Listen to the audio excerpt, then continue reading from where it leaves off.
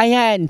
Actual po nating pupuntahan ng clubhouse na sinasabi ni Sir Lester at saka yung mga amenities na ginagawa ngayon. Kung makikita nyo kasi Ma'am Ella, ito po pinaka-model, di ba?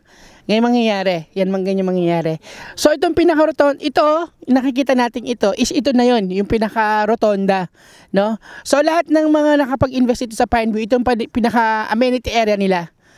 No? Di tayo ngayon, maglalakad tayo ngayon. Yan. So, para kayo nasa ibang bansa may roundabout. Tama ba? kasi may roundabout yan. Ayan. Tapos, ito, asan po ang phase 1, Miss Ella? Ayun. Phase 2. Phase 2 yan. Phase 3. And phase 4. May ongoing na po natin na house construction. Okay. So, phase 1, phase 2, phase 3, and phase 4. Oo. Oo. Sige. Phase 2 to sa amenities? Oh, phase 3 ang likod.